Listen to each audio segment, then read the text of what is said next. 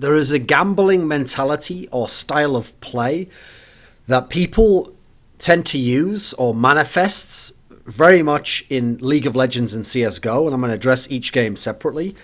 And it's amazing because it doesn't matter how much people have watched the best players in the world play. It doesn't matter how much, if you sat them down, paused the game, and talked to them logically about how should this champion be played, or how should this position be played in Counter-Strike, or what should you do in this instance here. If they were critiquing someone else, if the player could go external to themselves and look outwards and just judge objectively what's happening, they would give the right answer, or they'd give what's the effective play, or they'd understand the basic game theory or meta game of what's going on here. But when they're in those moments and when they're playing out League of Legends in lane, or they're playing out CSGO at a certain spot on terrorist or entrying or CT side, they will do the wrong thing and they will go for this gambling style, and in general they will find it ineffective, and yet they won't give up because it's a mentality, it's a way of thinking about the game and their decisions, and incorrectly judging which are the correct or efficient decisions, and instead making similar mistakes and falling into mistakes, and sometimes creating negative scenarios where you had a small problem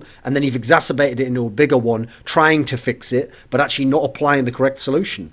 And so, very simply, this tends to stem from the fact that people, when they play, try to be a hero. They try to get everything back in one go. They try to make the plays, this crazy outplay. They think in their mind, a crazy outplay, because it'll be incredible to watch. You outskill the opponents, you feel very good. You think it'll boost your confidence to get you back in the game. All these sorts of aspects of mentality make people overvalue the great play over small plays that are just fundamentals and might be boring, or might just be simple things, or might just be gradually getting a lead back into a game.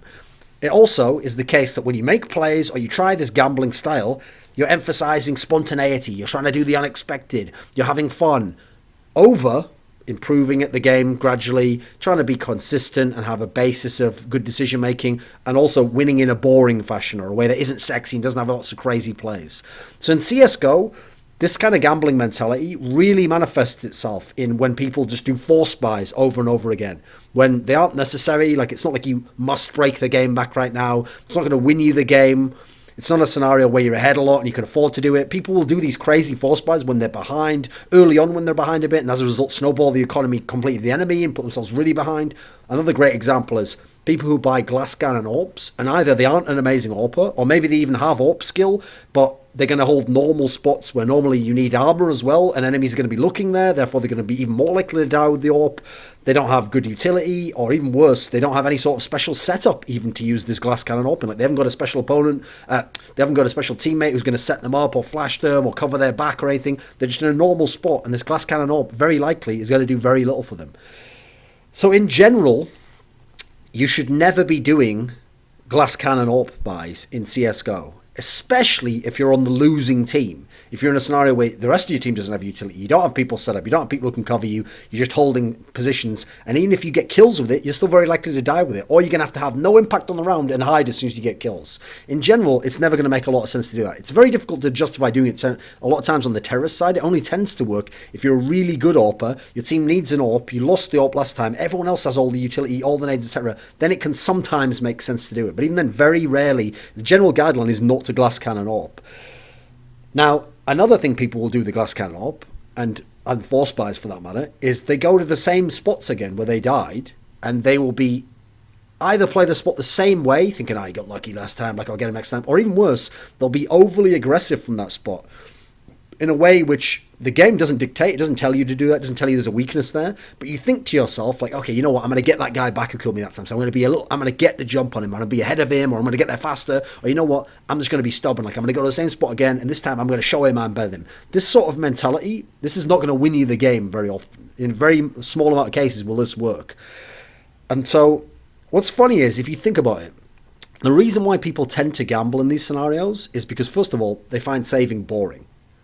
They don't want to lose the game, so they want to get right back into it and start winning again.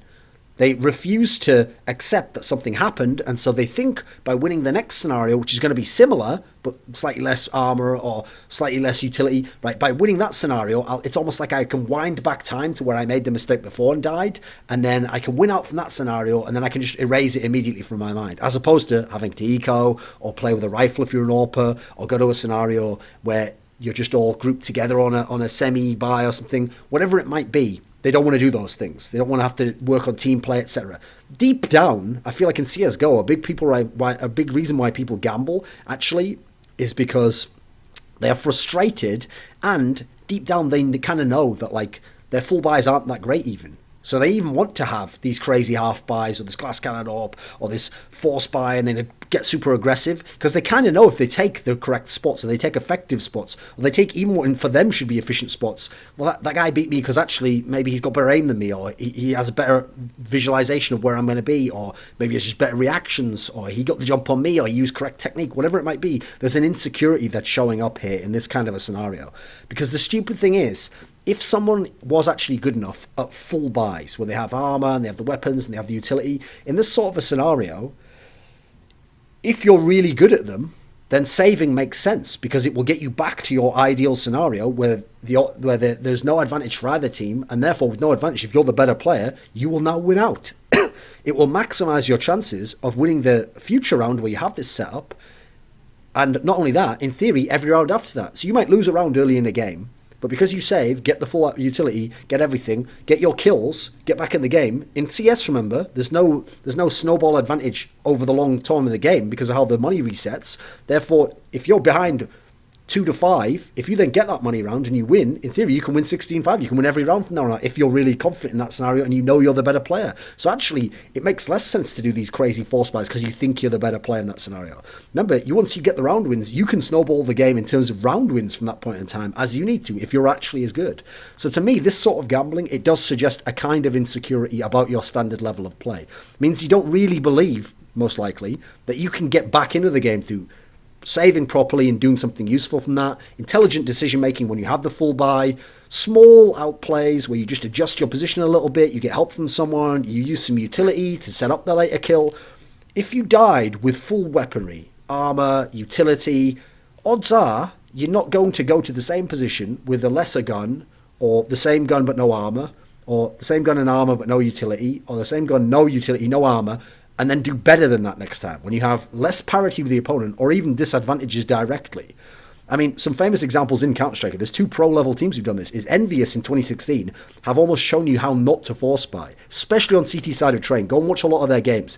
They have force bought themselves into oblivion, where they got themselves in a little hole, then dug a massive hole with force buys, then they did a different force buy with SMGs that got them in a even bigger hole, and then got a glass cannon AWP, lost that. They've just absolutely destroyed certain games for themselves, which, yeah, they might have lost some of these games anyway. But first of all, a few of them, they had chances to win if they did properly manage their economy. And secondly, with the skill level of their team, this force buying aspect also destroyed their mentality. Whereas if they'd have had full weapons, with the skill level they have, they'd have won some of these rounds, and therefore just in terms of confidence and how they conceptualize the game, they would have been able to see a way back into the game against teams like a Na'Vi, who admittedly are a fantastic on-train T-side. Another example is Na'Vi, actually. Considering what an amazing team Na'Vi is, they have so much skill, and they had the best AWPer in the world. So in theory, you want to be getting the best AWPer in the world, his best gun all the time, especially when their whole T-side's predicated on setting him up for shots. And yet, Na'Vi famously force buy so much, especially Deagle force buys, and sure, they have the skill, they could pull it off a lot. But there have been a bunch of maps and games that they unnecessarily gave away in this sense, or gave the opponent ways back into them, where they could have won some of these if they hadn't tried these crazy force buys. I mean, the final of EPL Season 2 is a good example of this against Fnatic, where they did this a lot when they were tilting against Fnatic from losing games. So they were just doing these mad force buys, and that gave Fnatic a way back in, or snowballed Fnatic's scoreline, where when Na'Vi then took control again, they've already given 3 rounds to the opponent at that point in time. Now in League of Legends, it's a different style of gamble. It's a different style of mentality. What tends to happen is, the most obvious way it manifests is people who go and in the lane, they die in lane, and then they go right back to lane after this death, and they think, right, I'm going to make up for it, or I'm going to find an opportunity where it looks favourable for me, I'm going to get that guy back, and then it's going to be 1-1. And, you know, forget about that mistake I made. I didn't make a mistake, now it's even. Like, he got lucky early on, I've outplayed him now, and now I'm back in the game. What they don't seem to understand in general is how to minimise the disadvantage they're at by just being down 1 kill. That's not very much gold. Down 1 kill, minimise the disadvantage, just even farm and you can make up that 1 kill. As long as it's not a matchup where the guy then can get slightly ahead and just go all in on you all the time, you can just minimise that advantage, and if not even minimise it, just be useful at that point in time. 1 kill's nothing. But instead, they get this thing, oh, I have to get back in the game, I have to outplay him, and you know what, I have to get ahead of him. This mentality will kill you. A famous example for me is people who play the top lane, and they get behind a little bit, and then they make these bad plays, and they get behind some more. And even when they're behind, they don't think to themselves, wait a minute, maybe in this team comp, I can be behind, but now instead of just building damage items, I'll just go pure tank on this champion, and maybe I can actually be a really good tank in the team fight. I'm only behind a couple of kills, could be really useful. Also, this gold, just use that for I'll get enough to get my items to be able to tank, and then if one of my other lanes is fed, I can still win the game. They don't think that. Even worse, they don't think to themselves, okay, I'm behind a kill or two, so you know what, why don't I just play safe, get enough farm to still be useful, and not only that, by not feeding the other enemy top laner more kills, he's not going to be too out of control. He's only going to be 1 or 2 kills up, and you know what, maybe my mid or my AD carry can make that up in farm or kills. They don't think this way. They don't think, right, well, if I'm only 1 or 2 kills behind, I can still continue my build path. I can still get my build path pretty far. I'll be a little bit behind the enemy top laner, but we'll both come to the fight with similar items, maybe even. That's how you can even build damage as long as he doesn't go all on you and harass you off. You've got to consider as well, when you're behind a little bit in this top lane example, say you're behind a kill or two, now, if you play safely, and you communicate with your jungler, you even know you're a tasty target. Like the other jungler might try and come top to snowball his winning lane, right? So if you coordinate with your jungler, maybe you can get the jump on him or the opposing top laner. And in this scenario, either you even the difference up, or you waste the other jungler's time, and it's a stalemate. This is great for your team. People don't think this mentality. They just think of themselves, the mistake. They're so angry at the mistake, they want to take the mistake back. And so to take the mistake back, they think they have to make a similar outplay, get back in this scenario, yet they're now at a slight disadvantage. There's also the scenarios where people are in lane and there's no reason to fight. You know, there's maybe no advantage even in the lane. Both people are farming fine. The opponent doesn't even seem to want to fight, but they unnecessarily fight, even though they might be doing fine in CS. So in this matchup, maybe we don't even need to get kills. Maybe actually just going fine is winning in this matchup. Maybe it's supposed to be a losing matchup. They might be ahead in CS. So they're ahead in CS. And they think, right, well, I'm doing ahead in CS. I'm harassing them. You know what? I'm going to fight as well. In this scenario, you're winning in CS. What reason do you have to fight at this point in time unless you have a jungler coming, unless it's a certain kill, etc.?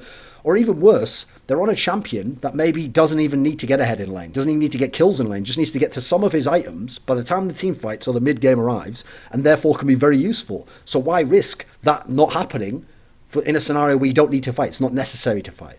Likewise, I would give an example of this in terms of position as AD carry. There's so many AD carries. I mean, a famous example of this is obviously people who play Vayne. There's so many low-level Vayne players who don't understand that you're going to be amazing in the late game if you get your items and you aren't too far behind and you're fed enough in terms of farm. And so as a result, you see these Vaynes who don't even have the right items and they're fighting already. You see these Vaynes who aren't even being harassed much, so they're getting a free chance to farm, or they have a support that can support them in lane and allow them to have a chance to farm, harassing the enemy, zoning them off, and they don't take advantage of that. They think, right, time to go all in, time to make the sick outplays, which obviously is what all the highlights of Vayne are like, and as a result, they waste an opportunity where they would usually have a disadvantage in the game, but now they're given presented, by not doing anything, a chance to just farm up and get it there. Now, two great players in the history of League of Legends who showed that you don't have to fight and that you can win the game without it, and you have to understand where in the game you can win the game just by farming, Froggen and Genja. These are two players who just wanted to farm. If you give them the option, they will just farm, and unless it's a certain kill, they're not going to go all in. They're just going to get their farm, they're going to play safe. If they get a little bit behind, they're just going to keep themselves relevant, they're going to give themselves the chance to be useful, and as a result, I mean, obviously two fantastic teamfight players, but as a result, very few games that they're out of. They never tend to snowball the game in the opponent's favour and just lose the game at 20 minutes. Another thing that people will do is they'll be in a lane where they're farming fine, or maybe they're even in a bad matchup, but they're actually farming okay, it's going all right, and there'll be a 50-50 fight, and they'll just think, maybe I could win this. You know what, maybe if I got lucky, I could win it. And this gambling mentality will just give them a chance, 50-50 fight, to lose the fight and just be behind for 1 kill for no reason, or be behind 2 kills, or be behind even more, or give the enemy jungler a chance to come in on what you thought was a 50-50 fight, but now goes to him, in scenarios where it makes no sense. Even worse, sometimes it can be pointless because maybe actually being 50-50 in lane is fine. I mean, there are obviously certain exceptions. Like, for example, you might have a champion where just because of how the matchup came out, maybe you need to get ahead in lane. Maybe the opponent will scale too well. Maybe they'll be too fast. That's still going to be fairly rare. And if you play around your team and actually communicate with the jungler, look at how the other lanes are doing or what their matchups are, oftentimes it still will not be necessary. So what's funny is in both games, CSGO and League of Legends, it's a different type of gambling, it's a different type of mentality, but this gambling mentality violates the majority of the fundamentals of how you should play the game, how you get back into games, how you minimize disadvantages, how you turn disadvantages into advantages later on by building up small wins, how you conceptualize how not to get further behind in a game, also how to be useful still, even if you're not necessarily winning your individual matchup. So many people don't look at these aspects, and yet they watch the pro level play and they critique them on an objective level and they go, oh, what is this guy doing there? And they don't realize, yeah, they might never be pros at League of Legends or CSGO, but they want to improve. They want to be higher up in ranked. They want to continue to look like a better player, to understand why they lose. And yet they won't do these simple things. They'll continue to gamble because it's fun, and when it works, obviously, like a gambler, you just remember the wins. Oh yeah, but usually I get back in lane, I get 2 kills there. Oh, in CSGO, you know what?